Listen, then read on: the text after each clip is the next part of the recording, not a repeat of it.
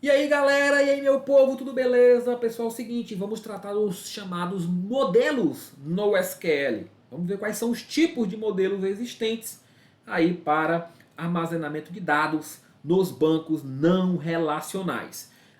Olha só, nós temos basicamente quatro formas de organização de dados nos bancos no SQL, tá? Nos modelos não relacionais. Quais são essas quatro estruturas, essas quatro formas de organização?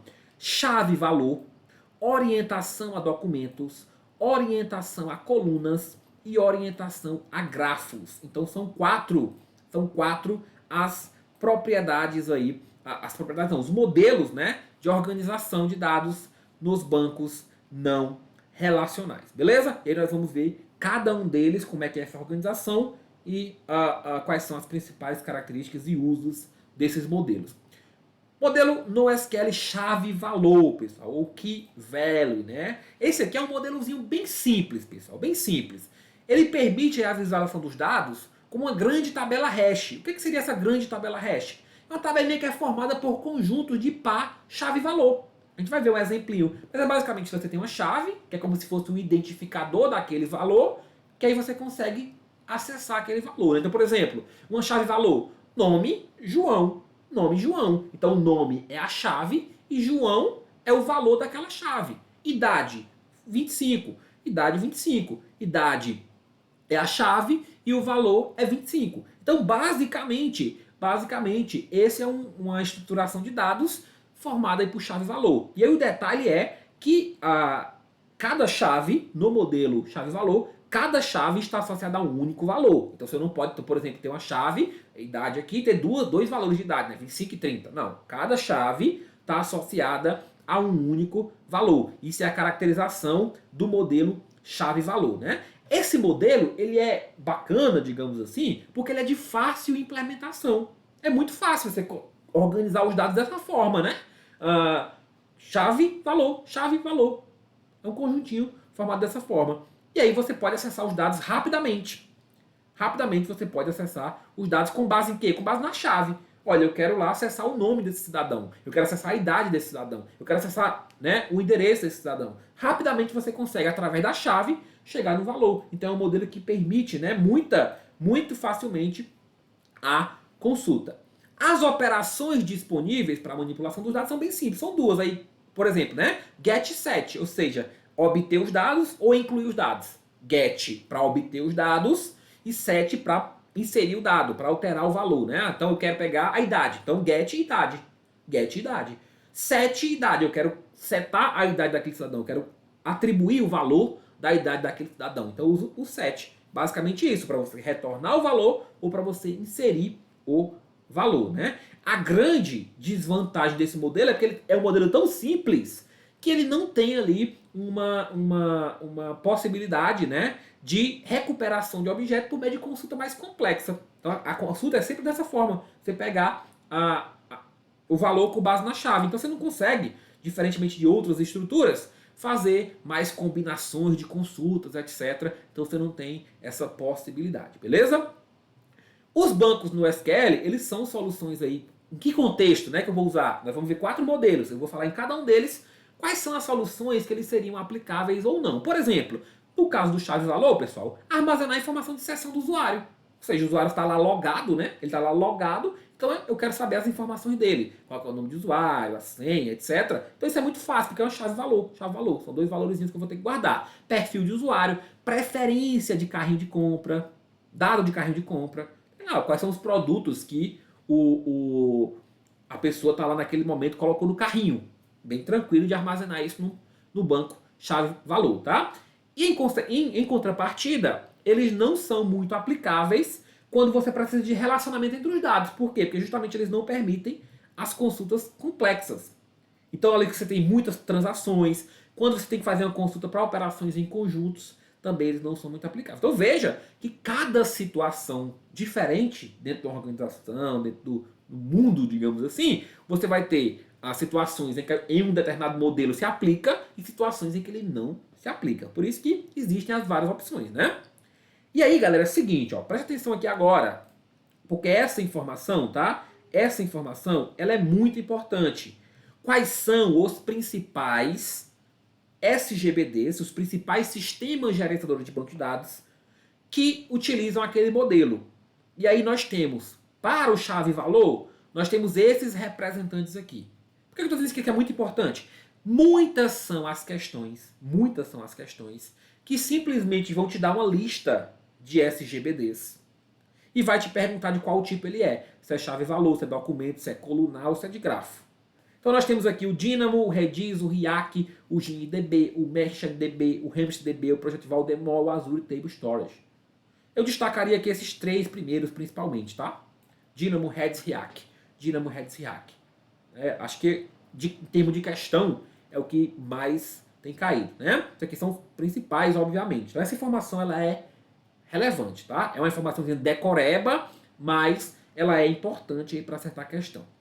E aí, professor, como é que é uma estrutura de chave-valor? Já falei para vocês, mas aqui vamos ver na tela, né? Olha lá. Nome, Hélio Rodrigues, idade 45, sexo masculino, fone 9999. Então você tem a chave de um lado e o valor de outro. Então veja que é uma estrutura muito simples de armazenamento de informação.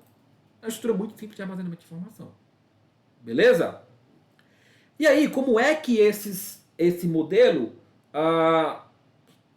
como é que esse modelo, né, influencia ou é influenciado pelos recursos dos bancos não relacionais? Em relação à consistência, pessoal, eu só posso garantir a consistência nas operações em uma única chave, ou seja, para aquela chave eu vou retornar aquele valor, né? Para aquela chave eu vou retornar aquele valor. Transação, de modo geral, você não tem nenhuma garantia de gravação de uma transação. Recurso de consulta, são com base na chave, bem simples. Busca na chave. Quero saber o nome? Busca a chave nome. Acabou. Estrutura de dado. Não se importa com o que é armazenado no valor. O valor pode ser de vários tipos de dados. Pode ser um blob, né, um arquivozinho maior, um texto, um JSON, um XML ou um arquivo. Ou seja, o que está aqui? Aqui é um exemplo que está um texto, né? Está um texto. Mas pode ser outro tipo de dados. Pode ser um XML. Pode ser outro arquivo aqui, pode ser outra coisa. Então o valor, ele permite outros tipos de dados também, tá? Além de texto. Pode ser um arquivinho JSON, pode ser um objetinho maior, né? Para armazenar ali uma imagem, um vídeo, etc. Então a estrutura de dados para armazenamento é isso. Em relação à escalabilidade, como é que funciona? A gente pode ter a fragmentação. Distribuindo entre as máquinas com base no nome da chave. Vamos supor que você tem 5 máquinas. A primeira máquina vai pegar as chaves, por exemplo, sei lá, de 1 a 10, as outras de 11 a 20 e assim vai. Então a distribuição dentro das máquinas, ela é com base na própria chave. Beleza? Então esses são os modelos chave-valor. Modelos aí bem simples, né, de organização de dados. O segundo modelo é o modelo orientado a documentos. O modelo orientado a documentos, pessoal, ele vai armazenar os dados como documentos. O nome já está dizendo, né? Então o que é que eu tenho aqui? Eu tenho um objeto, o documento. O que é um documento? Um documento é um objeto que tem um identificador único e um conjunto de campos. Tem lá um conjuntinho de campos. E esses campos são muito parecidos com a estruturinha chave-valor. Então o documento na verdade, é como se fosse, né, uma estrutura que possui vários conjuntos ali de chave-valor. Que cada um desses é um campo. E esses documentos também podem ser em vários formatos, tá, pessoal? Pode ser XML, JSON, BSON, né? BSON é o like, né? O JSON like. Então pode ser vários tipos de arquivos também, vários tipos de formatos de armazenamento. Aí tem uma informação importante em relação a esses documentos, que é o quê? Esses documentos eles são semelhantes. Você tem essa estruturinha, essa estrutura geral, tem o identificador do documento, ou seja, para você conseguir acessar aquele documento, você tem um identificador, entenda um identificador, por exemplo, como o seu CPF, seu RG. É um campo que te identifica. Da mesma forma tem o documento, qual que é o ID desse documento. E ele tem esse conjunto de campos. Então a estrutura geral é semelhante, só que elas não precisam ser exatamente as mesmas. Preste atenção no que eu vou falar aqui agora. Você pode ter documentos, inclusive com campos diferentes. Ou seja, você pode ter documentos armazenados no banco de dados orientado a documentos que tem esquemas diferentes, que tem estruturas diferentes. Você pode ter um documento que tem 3 campos e outro documento que tem 10 campos diferentes, sem nenhum problema. E nos documentos, nós não temos atributos vazios. Né? Se o atributo não foi encontrado, é porque ele não é relevante para aquele documento. Então, se ele não foi encontrado, ele não é considerado ali. Então, você só tem atributos, você só tem campo, né? Se ele tiver valor. Se ele tiver valor. Beleza? Uso. Quando é que eu devo ou é recomendado usar o banco orientado a documentos? Se eu quiser registrar evento, fazer log. Se eu quiser fazer gestão de conteúdo. Se eu utilizar para análise, fazer análise web em tempo real. Se eu utilizar para aplicativo de comércio eletrônico. Você tem vários documentos ali que você pode fazer, né? Por exemplo, pode registrar um documento para registrar informação de uma venda, etc. E não recomendado para quê? Para quando eu tiver transação complexa com diferentes operações. Beleza? Quais são os principais modelos orientados a documentos? Os principais SGBDs que utilizam essa forma de organização, pessoal? MongoDB, CouchDB, Terrastone, OrientDB, RavenDB e Lotus Notes. Vou registrar aqui o MongoDB, o CouchDB e o RavenDB, principalmente. Aqui é aquela parte, né, do conteúdo que é decoreba. Eu trago um esquemazinho consolidando isso daqui, mas é a parte mais decoreba, né? Exemplo aqui de um documento, ó. Tá aqui o nosso documento, tá aqui o ID dele, é o P0001, e você tem vários campos, que veja que os campos são, no final das contas, estrutura chave-valor. Você tem o assunto, você tem o autor, você tem a data, você tem as tags, você tem a mensagem do documento, o corpo do documento, né? Você pode ter esse documento aqui. Você pode ter outro documento que tem outros campos. Ou que tem campos a mais, ou que tem campos a menos, ou que tem campos diferentes. Essa não é obrigatório. A estrutura base é essa. Mas você não tem uma estrutura rígida. Por quê? Porque nós temos uma ausência de esquema nos modelos no SQL. Então essa é a estruturinha do modelo do documento. Em relação aos recursos no SQL, como é que eles se comportam em relação a esse tipo de modelo, né? Orientado a documentos. Em relação à consistência, você pode configurar utilizando réplica, utilizando duplicação de informação. Disponibilidade. Se você tem replicação de dados utilizando a abordagem mestre-escravo. Então você vai ter vários dados, os mesmos dados, né, em vários nós. E aí o cliente pode acessar aquele dado mesmo quando o nó principal dele não estiver acessível. Transação, em regra, você não pode fazer mais de uma operação. Em regra, você não consegue fazer isso. Tem ali o exemplo do RavenDB, por exemplo, que consegue. Mas em regra, não. Os recursos de consulta. Você pode fazer uso de recurso aqui de uso de visão, ou seja, acessar só parte da informação, conjunto de informações específicas. E consulta dentro do documento, usando a sua chave, né, usando o seu ID, sem ter que recuperar o documento inteiro. Você pode fazer isso também.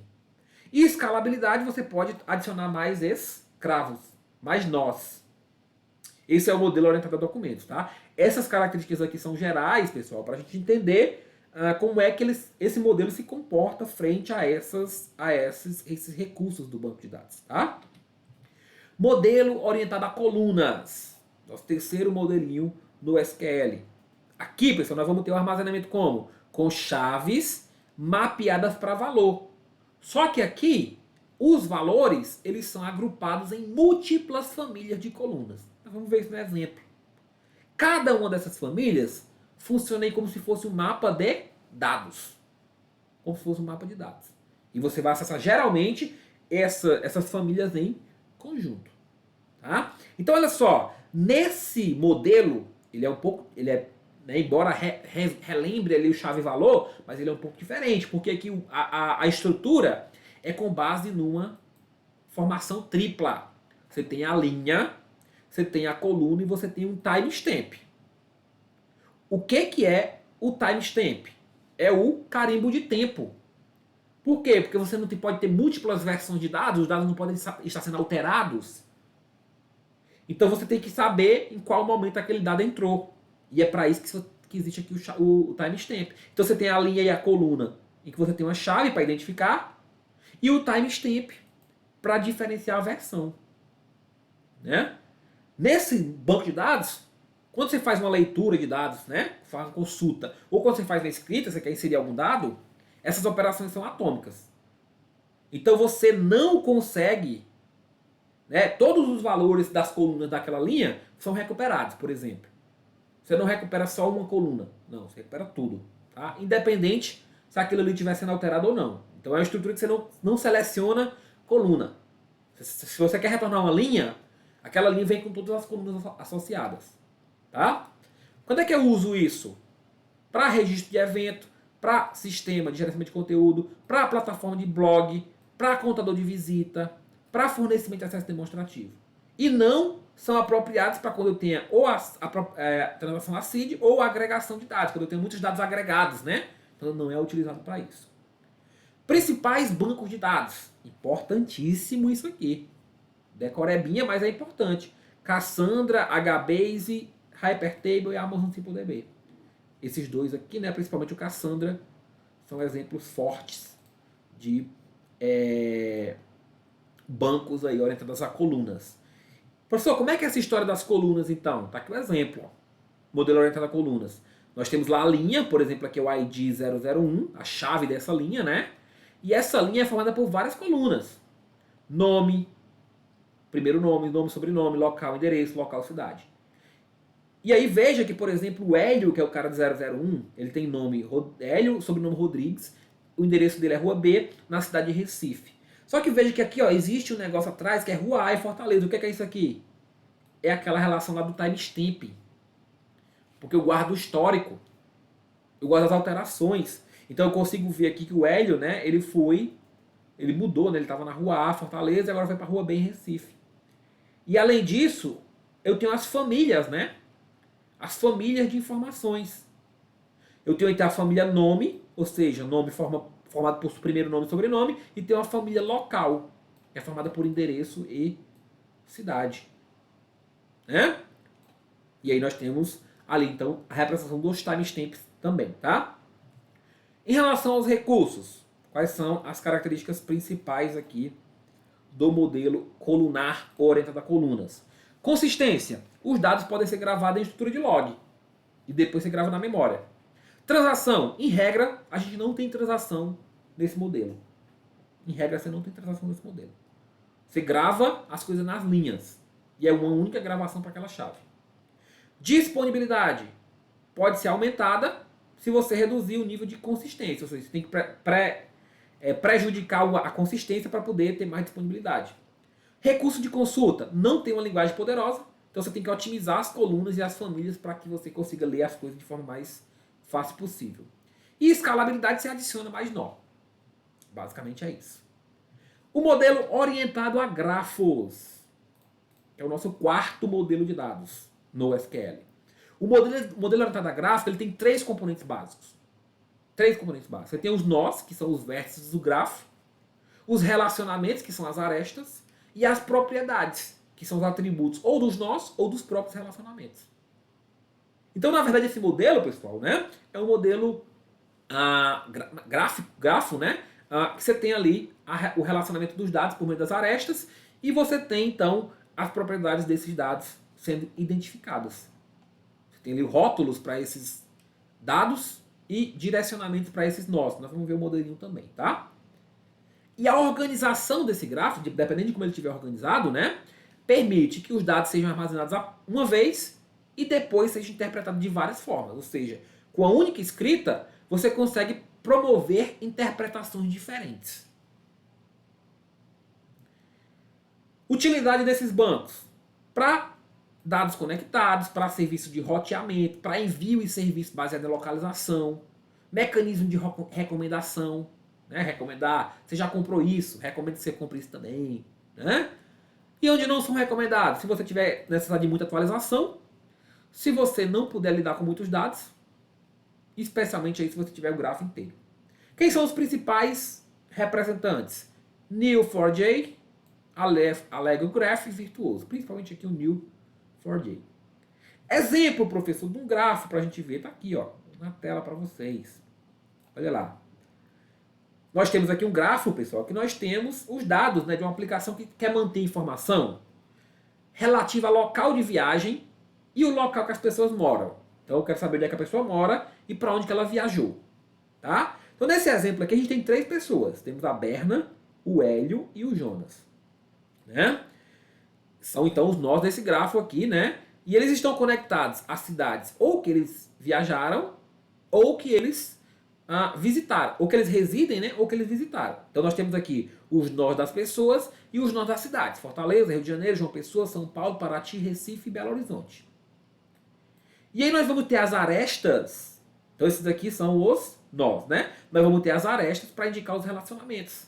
De que forma? Por exemplo, aqui ó, tá a legenda, viajou. Então eu sei que a Berna, ela mora em Fortaleza, ó, morou. Ela mora em Fortaleza, ou morou, né, em Fortaleza, mas ela já viajou para o Rio de Janeiro, já viajou para São Paulo e já viajou para Paraty. Então a gente consegue fazer essa interpretação. E aí veja que aquilo que ele falou lá, a gente pode ter várias interpretações. Uma vez que o dado está armazenado, você pode ter múltiplas interpretações com base nisso daqui. Quer saber quem morou onde, quem viajou para quê, se Hélio já morou em mais de um lugar, se já viajou para mais de um lugar. Eu consigo fazer várias interpretações dessa estrutura de grafos. Tá? E aí quais são em relação aos recursos, né? Nós temos lá que a consistência, a maioria dos bancos no SQL de grafos não suportam distribuição em nós diferentes. Então você não tem muita distribuição ali, tá? As transações, você tem alguns bancos compatíveis com a propriedade ACID, como é o caso do Neo4j, ou então veja que aqui é uma exceção em relação aos modelos no SQL, né, que geralmente não tem compatibilidade com a ACID. Disponibilidade, você pode ter ali escravos replicados, nossos escravos replicados.